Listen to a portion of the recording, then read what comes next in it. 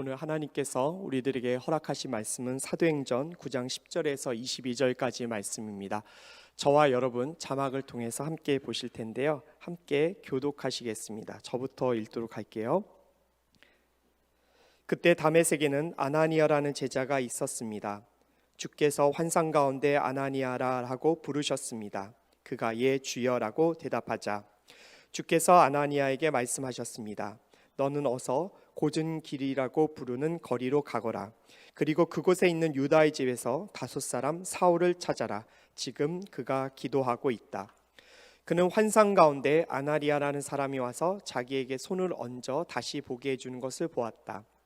아나니아가 대답했습니다. 주여, 제가 이 사람에 대해 여러 가지 말을 들었는데 예루살렘에 있는 주의 성도들에게 온갖 해를 끼쳤다고 합니다. 그리고 그는 대제사장들로부터 권한을 받아 주의 이름을 부르는 사람들을 모두 잡아가려고 여기에 왔다고 합니다. 그러자 주께서 아나니아에게 이렇게 말씀하셨습니다. 가거라. 이 사람은 이방 사람들과 왕들과 이스라엘 사람들 앞에서 내 이름을 전하도록 선택한 내 도구다. 내 이름을 위해 그가 얼마나 많은 고난을 당해야 할지 내가 그에게 보여줄 것이다. 그리하여 아나니아는 그 집을 찾아 들어가 사울에게 손을 얹으며 말했습니다. 사울 형제여, 오는 길에 당신에게 나타나셨던 주 예수께서 나를 보내 당신이 다시 볼 수 있게 하시고 성령을 충만히 받도록 하셨습니다. 그러자 즉시 사울의 눈에서 비늘 같은 것이 떨어져 나가더니 그가 다시 볼 수 있게 됐습니다. 그리고 그는 일어나 세례를 받은 후 음식을 먹고 기운을 되찾았습니다. 사울은 다메섹에 있는 제자들과 며칠을 함께 지냈습니다. 그는 곧바로 여러 회당에서 예수가 하나님의 아들이심을 선포하기 시작했습니다. 그 말을 들은 사람들은 모두 놀라며 이렇게 말했습니다. 이 사람은 예루살렘에서 예수 이름을 부르는 사람들에게 해를 입히던 사람이 아닌가? 또 그가 여기 온 것도 그들을 잡아 대제사장들에게 끌고 가려던 것이 아닌가? 함께 읽겠습니다. 그러나 사울은 더욱더 힘을 얻어 예수가 그리스도이심을 증명해 다메섹에 사는 유대 사람들을 어리둥절하게 만들었습니다. 아멘. 잠시 말씀 놓고 기도하겠습니다. 아버지, 주의 말씀 듣고자 합니다. 우리의 마음을 열어주시고 이 부족한 종을 세우셨사오니 주의 입술을 주장하여 주셔서 주님께서 원하지 않으시는 말씀은 단 한 말씀도 나가지 않도록 허락하여 주시고 처음부터 끝까지 이 예배의 시간을 주장하여 주셔서 주님의 음성만이 들려질 수 있게 허락하여 주옵소서. 주님, 말씀을 듣는 것을 방해하는 모든 것들이 떠나가길 원하며 우리가 영적 집중력을 갖고 주의 메시지에만 집중할 수 있도록 역사하소서. 살아계신 우리 주 예수 그리스도의 이름으로 간절히 기도 올려드립니다. 아멘. 사랑하는 여러분, 우리는 지난주에 예수님과 바울의 극적인 만남을 살펴보았죠. 하나님을 향한 잘못된 충성심, 그리고 신념으로 똘똘 뭉쳐서 바울은 다메섹으로 가서 예수님을 믿는 자들을 모두 예루살렘으로 잡아오기 위해서 정말 살기 등등해서 다메섹으로 막 달려가고 있었습니다. 자, 그런데 그는 다메섹에서 정말로 예수님을 만나게 됩니다. 예수님을 만나게 돼서 인생 유턴을 하게 되죠. 빛의 임재 가운데 쓰러진 바울, 그때 바울은요, 사울아 사울아 너가 왜 나를 핍박하느냐라는 그 주님의 그 가슴 아픈 정말 그 목소리를 듣게 되죠. 자, 그리고 나서 그 안타까운 음성을 들은 이후에 눈이 멀게 되고 그리고 다른 사람들이 손을 붙들고 다메섹 성으로 이제 들어가게 됩니다. 그는 들어가서 무엇을 했는가? 3일 동안 먹지도 마시지도 않고 깊은 회개의 시간을 가졌습니다. 자, 바울 입장에서 이런 만남을 예상할 수 있었을까요? 전혀 예상하지 못했겠죠. 인간의 머리로서 생각하지 못할 때 우리 주님은 우리를 찾아오십니다. 여러분, 이것은 우연한 만남이 아닙니다. 필연적 만남이죠. 저와 여러분 모두가 이런 필연적 만남을, 바로 예수님과의 만남을 가졌기에 우리 모두가 여기에 앉아 주님을 찬양하고 예배하는 줄 저는 믿습니다. 근데 혹시 이 가운데 목사님, 예배는 드리고 꾸준하게 주님을 찾지만 사실 그분을 만난 건지도 모르겠고 전 주님을 잘 모르는 것 같아요 라고 이야기하시는 분도 있을 것 같아요. 근데 여러분, 걱정하지 않으셨으면 좋겠어요. 왜냐하면 우리가 친구도 사실 알아가는 데 있어서 시간이 필요하잖아요. 근데 어떻게 창조주이신 그 하나님을 우리가 알아가는 데 있어 정말로 이렇게 짧은 시간이 들겠습니까? 더 많은 시간이 걸릴 거라 믿습니다. 그래서 지금 예배를 드리면서도 주님을 깊게 못 만난 것 같다라는 그런 아쉬움보다는 주님께서 계속 나와 함께 교제하시는 가운데 그분의 모습을 알려주시겠지라는 그 기대함을 갖고 우리가 꾸준하게 신앙생활을 해갈 때 주님께서 깊이 여러분들을 만나 주실 줄 저는 확신합니다. 자, 그런데 오늘의 바울처럼 정말로 또 다른 사람에게 주님이 찾아가십니다. 예상하지 못했던 만남이 그에게도 만남이 찾아온 것이죠. 바로 아나니아라는 사람에게 주님이 찾아가십니다. 10절 말씀을 자막을 통해 보도록 하겠습니다. 그때 다메섹에는 아나니아라는 제자가 있었습니다. 주께서 환상 가운데 아나니아야 하라고 부르셨습니다. 그가 예 주여라고 대답하자. 자, 아나니아라는 사람 누구였을까요? 사도행전의 저자였던 누가는요, 그를 10절 말씀에서 제자라고 소개합니다. 여러분, 제자라고 소개한 것을 보면 아나니아라는 사람이 예수님을 잘 믿고 말씀을 잘 따르는 사람이라는 것을 우리가 알게 되죠. 근데 사도행전 22장에도요 아나니아가 누구인지에 대해서 잘 나타납니다. 사도 바울 선생이 그 아나니아에 대해서 이렇게 이제 증거합니다. 자막 한번 보여주시겠어요? 그는 율법을 잘 지키는 경건한 사람으로서 다메섹에 사는 모든 유대 사람들에게 기쁜 존경을 받고 있었습니다. 이렇게 사도행전 22장에서 바울이 아나니아를 소개합니다. 네, 모든 사람들에게 존경을 받을 만큼 정말 열심으로 주님을 찾고 그리고 많은 유대인들에게도 정말 존경받고 선한 일들을 많이 했던 것 같아요. 자, 그런데 이런 아나니아에게 예수님은요 찾아가셔서 신약 역사상 가장 위대한 선교사의 삶을 살았던 바울의 회복을 그에게 맡기십니다. 아나니아라는 인물이 여러분 성경에서 거의 사도행전 여기만 나타날 거예요. 그러니까 여러분 아나니아 입장에서는요 정말로 이 대단한 영광을 입게 된 것이죠. 자, 그런데요 저는 오늘 말씀에서 주님께서 아나니아에게 환상 가운데 나타나 말씀하시고 그리고 그것을 들은 아나니아의 반응에 대해서 여러분들과 함께 나눠보고 싶습니다. 자, 여기서 환상이라고 이제 번역이 된 이 단어는요 그 영어의 비전이라는 단어의 뜻과 비슷합니다. 그렇지만 비현실적인 상황을 이야기하는 용어는 아니에요. 그러니까 아나니아는요 꿈이나 그리고 이렇게 상상 속에서 주님을 만난 게 아니라 깨어 있고 의식이 있는 상태에서 하나님의 계시를 직접 받은 것입니다. 여러분 아나니아처럼 하나님의 음성, 하나님의 계시를 듣고 보고 싶으십니까? 성도들이라면 누구나 다 이런 마음들이 있죠. 하나님의 음성 듣고 싶다. 하나님의 계시를 받고 싶다. 근데 여러분 이거는 불가능한 일은 아니에요. 왜냐하면 하나님 아버지는 말씀하시는 아버지잖아요. 그리고 하나님 아버지는 살아계신 분이시기 때문에 그분의 자녀들에게 당연히 말씀하고 싶어 하시고 그분의 계시를 보여주고 싶으신 것이 아버지의 마음입니다. 이것이 여러분 아버지 마음이에요. 그러니까 불가능한 일은 아니죠. 자, 그렇다면 우리는 어떻게 하면 주의 음성을 잘 듣고 그리고 그분의 계시를 볼 수 있을까? 자, 첫 번째는 기도하는 자세가 있어야 됩니다. 여러분 기도는 하나님과의 소통이고 대화입니다.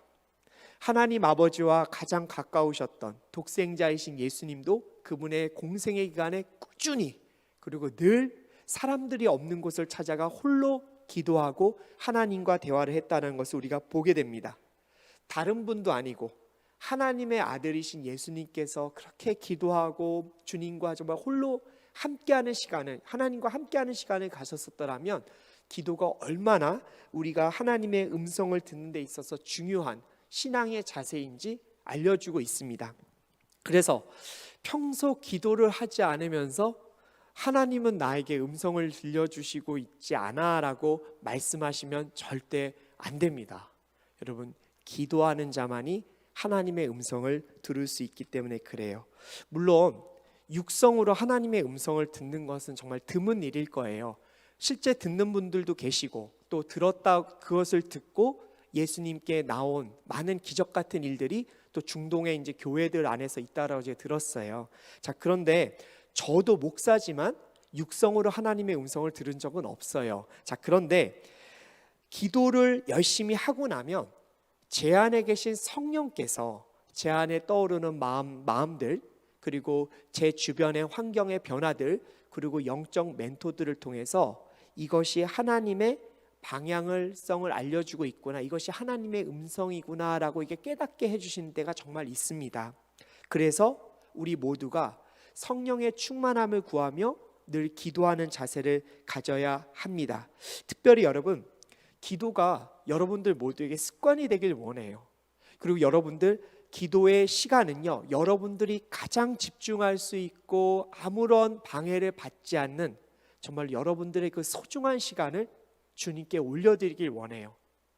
여러분들이 드라마를 너무 보고 싶을 때, 그리고 여러분들이 여러분들의 어떤 사적인 생활을, 정말 어떤 취미 생활을 하고 싶지만 그 시간을 하나님께 드리면 가장 하나님의 음성을 잘 들을 수 있을 것 같다. 그럼 여러분 그 시간을 내어드리기를 원합니다.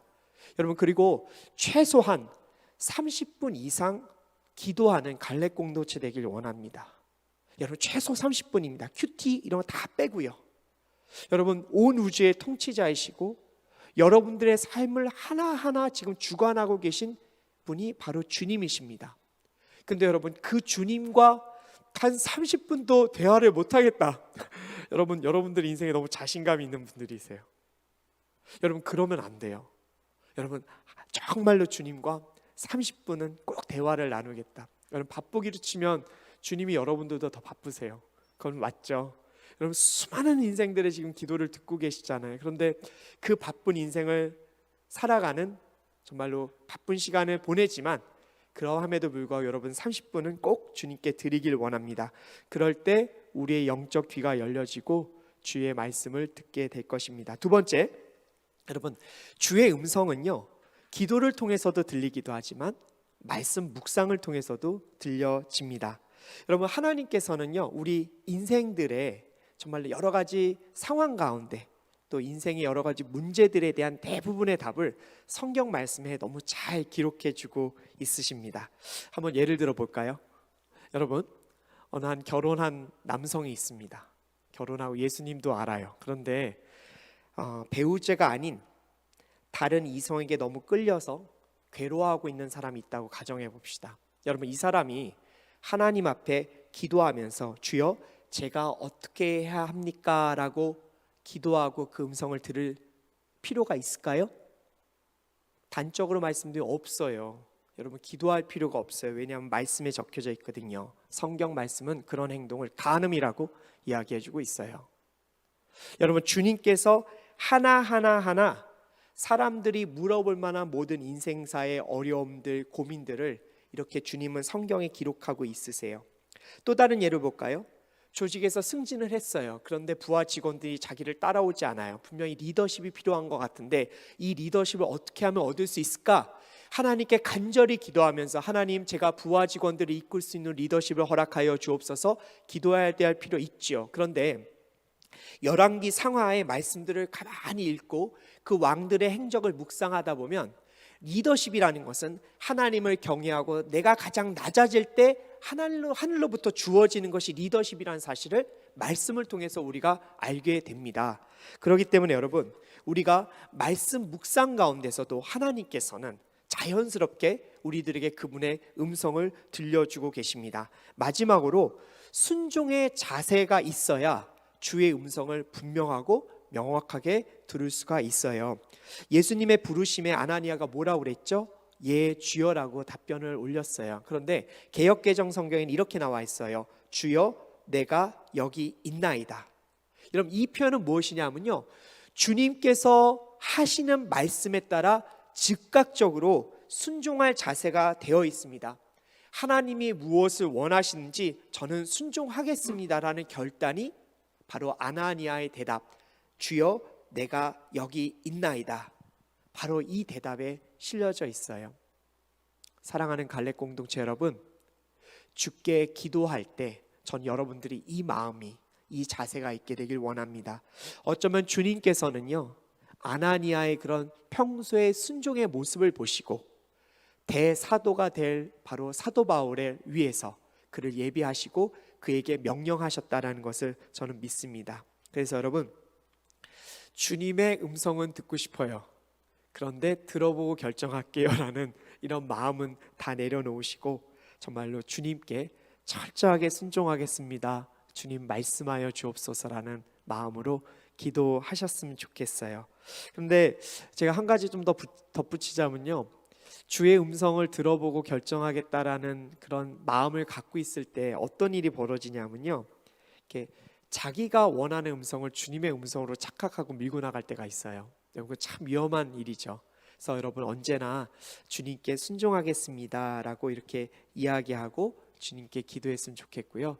사실 교육자인 입장에서도요, 이렇게 자신의 모든 것 다 내려놓고 그리고 주님께서 말씀하시는 것대로만 가겠습니다라고 결단하면서 기도하고 그분의 음성을 듣는 것이 저에게도 사실 굉장히 쉽지 않습니다. 저 왜 그런 줄 아세요? 두려움이 있어서 그래요. 두려움이, 내적인 두려움이 있어요. 하나님, 혹시 내가 원하지 않는 바로 그 방법을 제시하시면서 너가 그것대로 순종하길 원한다 하시면 어쩌지라는 두려움이 있어서 이렇게 씨름을 할 때가 있습니다. 여러분, 근데 그때를 잘 이겨나갈 때는 언제인가? 앞서도 얘기했지만 성령 충만입니다. 성령이 충만하면요, 하나님께서 우리들에게 보여주시는 그 길이 비록 내가 원하지 않은 길이긴 하지만 성령 충만할 때는 네 주님 알겠습니다, 가겠습니다, 그렇게 해서 출발합니다. 그런데 성령 충만하지 않으면 계속 죄요. 여러분, 주님께서 시키신 일을 안 할 수 있어요. 여러분 그거 아시죠? 안 하면 우리 손해예요. 그리고 주님께서 시키신 일 뜸들이면요, 그 누구 손해일까요? 우리 손해예요. 여러분, 하나님과 씨름하지 마세요. 하나님 씨름하면 여러분 우리가 집니다. 여러분, 하나님과 씨름할 게 아니라 하나님께 무조건적으로 순종하고 주님 가겠습니다라는 것이 기도자의 자세입니다. 그것을 위해서 우리가 여러분 항상 성령님 오시옵소서, 성령님 주관하여 주시옵소서, 주의 음성 듣고 제가 그거대로 신청할 수 있도록 주님 저를 이끌어 달라는 기도가 늘 있었으면 좋겠습니다. 이제 11절과 12절 말씀 자막 통해 보도록 할게요. 제가 읽겠습니다. 주께서 아나니아에게 말씀하셨습니다. 너는 어서 고든 길이라고 부르는 거리로 가거라. 그리고 그곳에 있는 유다의 집에서 5 사람 사울을 찾아라. 지금 그가 기도하고 있다. 그는 환상 가운데 아나니아라는 사람이 와서 자기에게 손을 얹고 다시 보게 해주는 것을 보았다. 여러분, 회사에서요, 프로젝트 진행할 때 이렇게 매우 정확하게 업무 지시해 주시는 리더분들 계시잖아요. 여러분, 그런 분들과 일하면 되게 즐겁습니다. 교회에서도 그런 목사님들과 일하면 되게 사역할 때 힘이 많이 납니다. 자, 그런데 여러분, 그런 리더들이 어떻게 빠삭하게 이렇게 업무 지시를 잘할 수 있을까? 네, 답은 간단해요. 그런 상사분들이 프로젝트의 성격과 시장 상황과 그 프로젝트 일을 맡게 될 부하 직원들의 성향을 너무 잘 파악하고 있기 때문에 일을 정확하게 분배해 줄 수 있는 것이죠. 근데 여러분, 예수님께서 아나니아에게 오늘 말씀하시는 거 보세요. 얼마나 예수님의 디테일하게 아나니아에게 지시하는지 우리가 보고 깜짝 놀라게 됩니다. 저도 여러분 이번에 설교 준비하면서 좀 깨닫게 됐습니다. 자, 첫 번째, 예수님께서요 아나니아에게 갈 장소를 알려주세요. 고든 길이라고 불리는 유다의 집으로 가라고 하십니다. 여러분, 놀랍지 않으세요? 하나님이 도로명을 알고 있어요. 여러분, 이거 누가가 지어서 썼을까요? 대략 상황 다 들어보고 누가가 사도행전 기록할 때 그 고든 길이라는 길에 유다 집이 있었으니까 이렇게 기록했을까요? 아니에요. 예수님 아십니다. 속속들이 아십니다. 여러분, 그분은 전지전능하신 하나님이시기 때문에 그렇습니다. 그리고 두 번째로요, 아나니아가 바울을 쉽게 찾을 수 있도록 그의 이름에 앞에 지명까지 붙여줘요. 5 사람 사울. 제가 여러분 왜 자꾸 바울 사도라고 하는 걸 헷갈리지 마세요. 이제 성령 충만하기 전에 이제 사울이라는 이름이 있었다는 걸 알고 계셔서 그냥 제가 편히 말하는 겁니다. 자, 사울이라는 이름이요 당시에 굉장히 흔했대요. 여러분, 그렇게 되면 아나니아가 바울 찾기가 어려웠을 거 아니에요. 그래서 하나님께서 이 다소라는 지명을 그 앞에 붙여주십니다. 이 다소는 굉장히 경제적으로 부흥했던 도시였기 때문에 5 사람이라고 하면 대부분 어느 지역인지 다 알고 있어서 주님께서 그렇게 아나니아가 쉽게 바울을 찾을 수 있도록 도와주신 거죠. 세 번째는 사울이 기도하고 있다는 거 알려주시고, 네 번째는 바로 환상 가운데 아나니아 너가 그에게 안수 기도하는 거를 그가 보고 있다라고 이렇게 이야기해 주십니다. 정말로 디테일하게 아나니아에게 지시하고 그분의 역사를 이루어 가십니다. 여러분, 때때로 주님께서 주신 말씀이 믿겨지지 않을 때, 여러분 이렇게 디테일한 계획을 갖고 우리 인생을 주도하고 계신 그 주님을 굳게 믿고 한번 그대로 그 길을 한번 달려가 보시는 모험을 전 여러분들 하길 원합니다. 제가 예전에도 말씀드렸는데 제가 35살까지 직장 생활 했었어요. 그리고 이제 그러다가 이제 신대원 준비를 하게 됐습니다. 신대원 입시는 2년 준비했습니다. 남들은 1년만 해도 붙던데 저는 2년 걸렸습니다. 2년 동안에 신대원 준비하는데 너무 힘들었어요. 뭐 가장으로서 뭐 아내가 돈 벌고 가게에 도움이 전혀 안 되는 상황이었고, 맨날 생각했던 게, 주님 이렇게 나이 먹은 저를 왜 부르셨습니까? 저를 신대원 보내서 뭐에 쓰시려고 이렇게 저를 부르셨나요? 라고 맨날 물음표를 갖고 고통스러워했어요. 그 길을 선택한 것이 너무 후회도 많이 됐고요. 그리고 첫 해 신대원 입시를 보고 떨어졌습니다. 그때 너무나 마음속으로 기분이 좋았어요. 떨어졌어. 난 할 만큼 했어. 이제 저 주님 제게 가도 되죠? 라는 그 말씀을 하나님 앞에 솔직하게 고백을 했어요. 그리고 아내한테, 여보 나 이제 1년 열심히 했는데 떨어졌으니까 나 이제 내 갈 길 가도 되겠지? 아내가 굉장히 착했어요. 1년 동안 뒷바라지 했는데 시험 떨어졌으면 막 구박을 해야 되는데, 아유 그래요, 당신 원하시는 거 다 하세요라고 그래서 제가 이제 가고 싶었던 회사가 하나 있었고, 또 경영대학원 가보고 싶은 2가지 마음이 있어서 지원서를 좀 쓸 생각으로 이제 컴퓨터 앞에 앉았는데, 여러분 어떻게 될게요? 여러분 타자가 안 쳐져요. 타자를 칠 수가 없었어요. 여러분 그때 얼마나 사람 마음이요, 너무 놀라고 너무 힘든 거예요. 난 내가 있게 가고 싶은데 근데 타자가 안 쳐져요. 두렵더라고요. 주님이 진짜 원하시는 거구나. 내가 이게 신대원은 가는 게 소명이구나. 그래서 여러분 다시 2번째 신대원 준비를 하게 됐습니다. 자, 그리고 나서 이제 입학을 했는데요. 입학하고 나서 2년 동안 갖고 있었던 그 불안과 초조함, 그리고 내 인생 어떻게 될까, 늦깎이 먹어서 어디 교회로라도 갈 수 있을까라는 그 두려운 생각이 참 많았는데 단번에 다 해결을 해주셨어요. 그리고 제가 신대원을 들어가고 나서 제가 직장 생활하면서 늘 갖고 있었던 고민이 없어졌어요. 뭐였냐면, 직장 생활하면서 나는 무엇을 해야 되느냐는 이런 끊임없는 고민이 있었습니다. 어떤 진로로 가야 될까? 내가 지금 이 직장에 있지만 새로운 일을 해야 되지 않을까? 그런 늘 물음이 10년 동안 있었어요. 그게 참 괴로웠어요. 왜냐하면 여러분 집중해야 되잖아요. 어느 곳에 가면 그 회사 업무를 디테일하게 배우고 최선을 다해야 되는데 그게 안 됐어요. 너무 스스로에게 괴로웠죠. 겉으로는 열심히 일하는 것 같은데 속에는 늘 딴 마음이 있었어요. 근데 저는 그 물음이 왜 있는지 몰랐어요. 나중에 알게 됐어요. 하나님이 소명으로 가게 하시기 위한 저한테 주신 하나의 사인이었던 것 같아요. 신대원 입학하자마자 단 한 번도 그 생각을 해본 적이 없고, 그리고 그 이후로는 이 길이 내 길이구나 라고 확신을 갖고 달려나갈 수 있게 되었습니다. 그때서야 여러분 주님께서 갖고 계신 저를 향한 계획을 믿게 되었죠.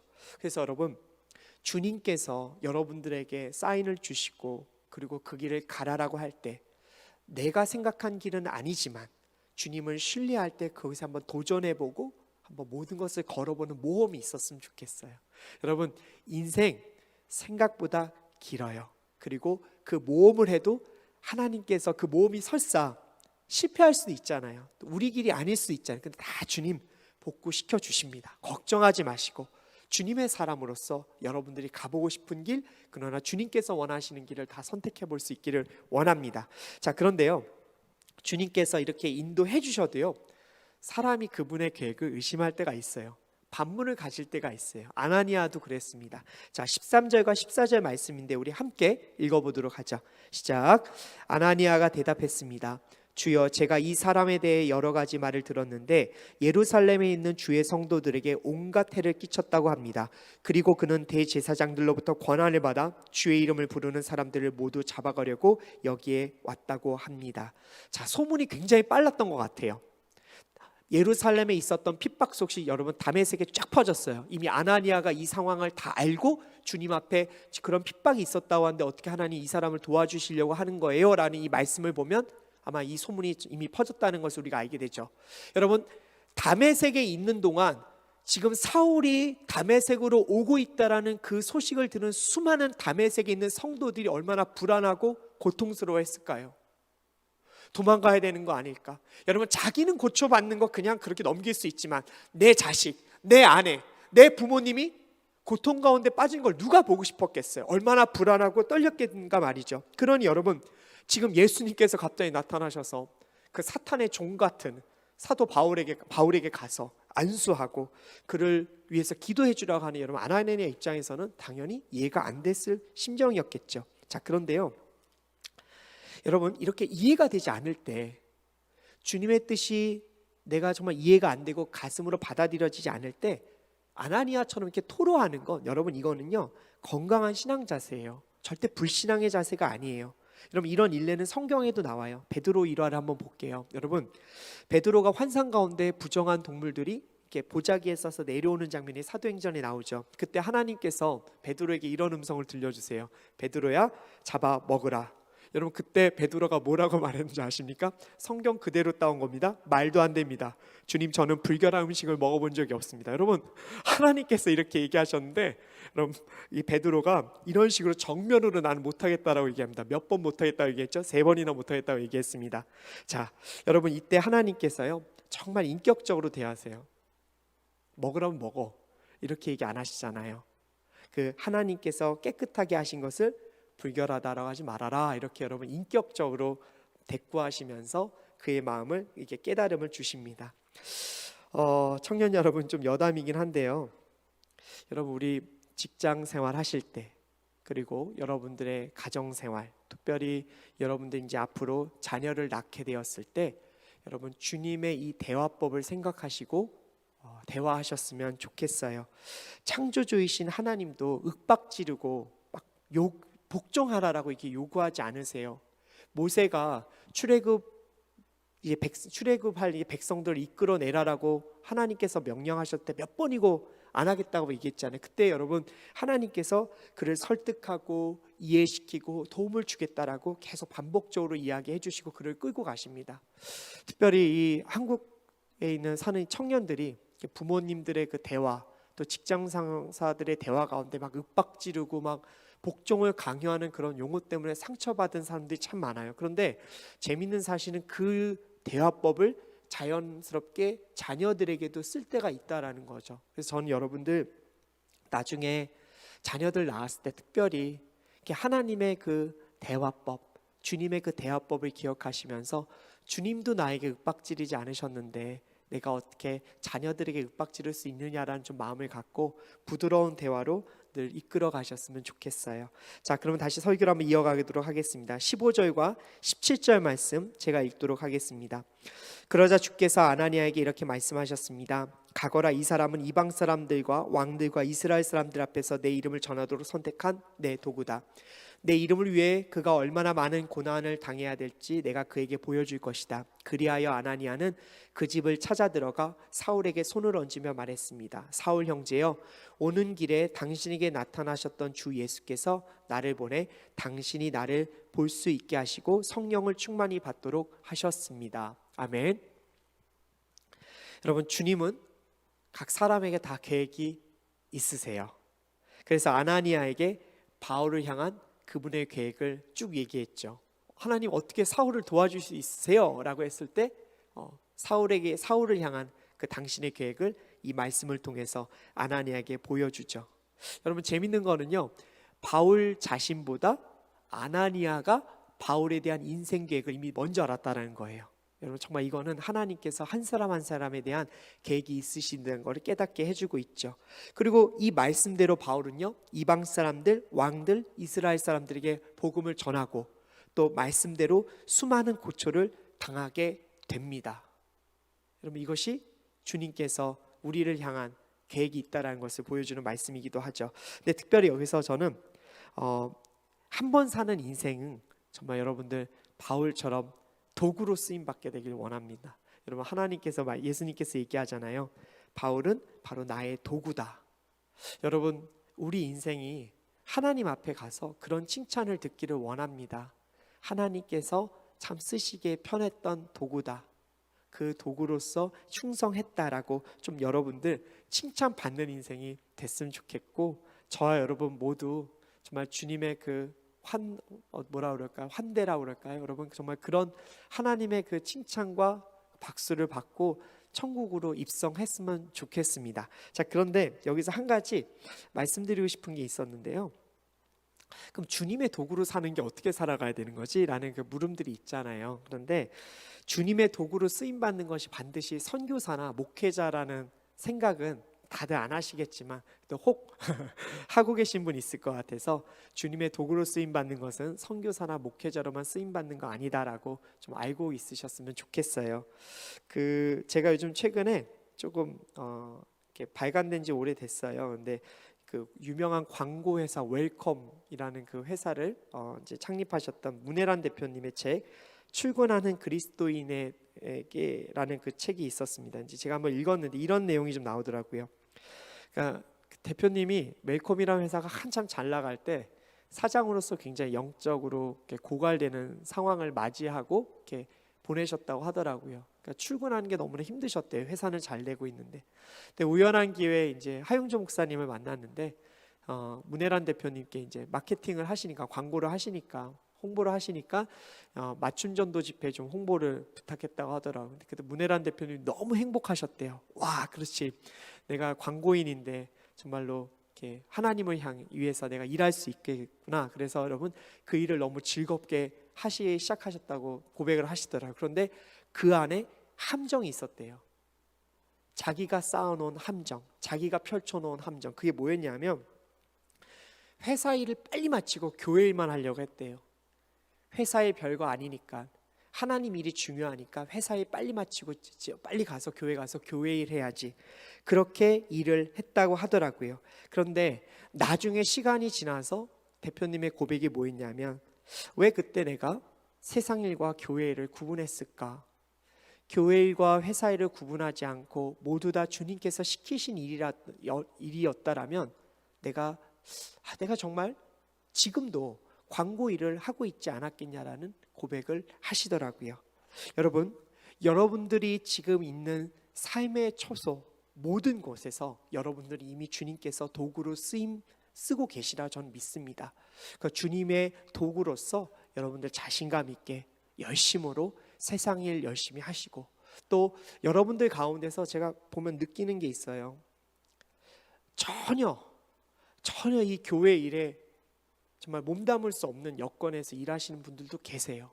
정말 밤에 너무 늦도록 야근하고 계신 분들도 있고, 제가 안타깝기도 해요. 근데 또 여러분들 중에서는 또 나름의 시간을 쪼개어서 주님 일을 교회를 또 섬기실 수 있는 분들도 계세요.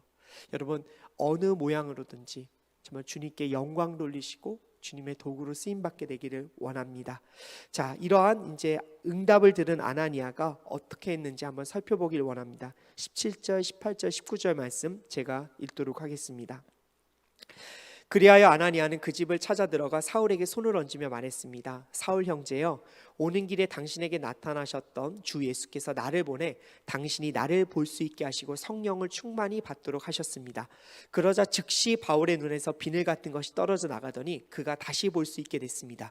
그리고 그는 일어나 세례를 받은 후 음식을 먹고 기운을 되찾았습니다. 사울은 다메섹에 있는 제자들과 며칠을 함께 지냈습니다. 아멘. 자, 주님의 대답을 들은 아나니아 즉시 순종합니다. 여러분, 바울에 대해서 얼마나 두려웠겠어요. 그런데 그런 불안, 초조, 의심들 싹 갖다 버리고 바로 바울에게 찾아갑니다. 여러분, 순종은 용기예요. 용기 있는 사람이 순종할 수 있는 거예요. 여러분, 그런 용기의 자세가 우리가 필요합니다. 자, 그런데 아나니아가 바울을 찾아가서 그를 불렀던 호칭이 참 감동이 있어요. 뭐라고 불렀냐면 사울 형제예요. 사울 형제요. 성도들을 그렇게 잔인하게 죽이고 핍박했던 사람이지만 하나님께서 선택한 도구라고 했으니 그 순간부터 아나니아는 전심을 다해서 바울을 맞이하고 가슴으로 받아들인 거예요. 여러분, 이게 진짜 순종이에요. 겉으로만 그냥 따르는 게 순종이 아니라 하나님께서 진짜 원하신 그분의 모든 것을 받들어서 온 마음으로 그걸 받아들이는 거. 여러분, 지금 아나니아는 그 자세를 갖고 지금 사울에게 형제라고 이야기한 것입니다. 여러분, 그 마음으로 형제라고 불렀으니 바울이 얼마나 감동을 받았겠어요.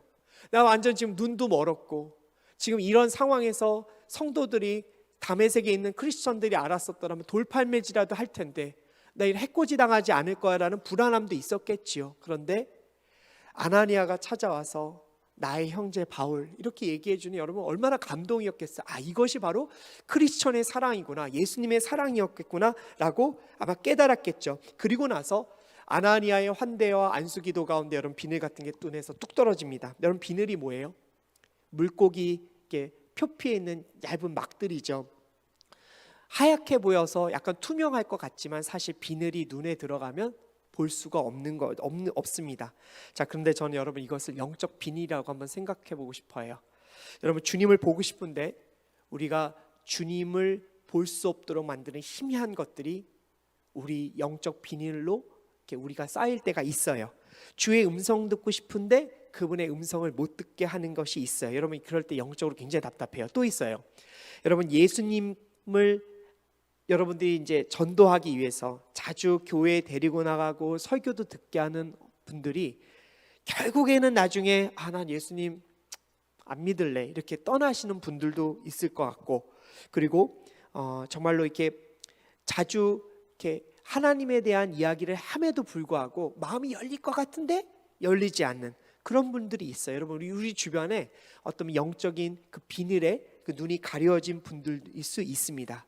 여러분, 그런데 그런 영적 비늘에 쌓여 있는 분들은 고통스러운 마음이 있어요. 왜냐하면 여러분, 사람은 영원한 그리고 주님을 찾고자 하는 마음들이 다 있기 때문에 그래요. 그래서 이런 영적 비닐을 벗겨내는 방법은 딱 하나입니다. 성령 세례가 임해야 되는 것입니다. 그래서 여러분, 전도를 하시려는 분들, 그리고 여러분들의 삶 속에서 자꾸 뭔가 안 되고 주님을 보고 싶은데 보여지지 않을 때 여러분들의 기도 제목 가운데 주님, 성령의 깊은 세례를, 성령 세례를 제가 받을 수 있도록 허락하여 달라고 여러분 기도하셨으면 좋겠어요. 그런데 성령 세례가 한번 임한 사람은 여러분 근본이 확 바뀌어요. 금방 변화돼요.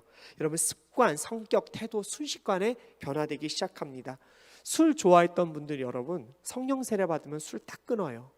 여러분, 담배 딱 끊습니다. 음란한 거, 도박 같은 거 좋아했던 분들이 성령 세례 가운데 확 변화돼서 모든 거 끊어낼 때가 있어요. 특별히 여러분, 이렇게 저도 성령 세례 가운데 제가 체험했던 거 하나가 이렇게 점을 제가 원하지 않았는데 어느 점 잘 보시는 분이 갑자기 제 점을 봐주겠다고 이렇게 하던 찰나에 제가 그날 물론 제가 원하진 않았어요. 그런데 그날 이렇게 거의 쓰러지다시피 해서 집안에 누워 있었던 경우 있어요. 그때 제가 느꼈던 게 하나님의 사람들은 점 보면 안 되는구나 확연히 느꼈어요. 여러분, 점 안 보시죠? 사주팔자 안 보시죠? 여러분, 보시면 안 돼요. 여러분, 그리고 무슨 사주 카페 가지 마세요. 타로 보지 마세요. 여러분, 그거 하나님이 원치 않으시는 행동들입니다. 자, 그래서 그런 세례를 받고 근본이 변하니까 사도 바울 선생은 바로 그 자리에서 물세례를 받습니다. 여러분, 물세례 받는다는 건 뭐예요? 사도 바울이 이전의 모든 삶과 다 결별하겠다라는 것이죠. 세례 받으면 여러분 이제 바울도 핍박받을 수 없다라는 거 알지만 그대로 행합니다. 그리고 나서 예수님의 이름을 선포하기 시작하지요. 사랑하는 우리 갈렙 공동체 여러분, 성령 세례를 여러분 받으시길 원합니다. 이미 받으신 분도 있을 것이지만 또 받지 못하신 분들이 있다면 오늘부터 여러분들의 기도 제목에 성령 세례를 받게 해달라고 기도했으면 좋겠습니다. 성령 세례를 받은 사람들은 예수님을 이야기하기 시작합니다. 생명을 이야기하기 시작합니다. 전도하고 선교하며 아버지의 말씀대로 따라가려고 노력하게 됩니다. 전 여러분이 이 은혜가 있었으면 좋겠습니다. 바울에게 있었고요, 아나니아에게 있었습니다.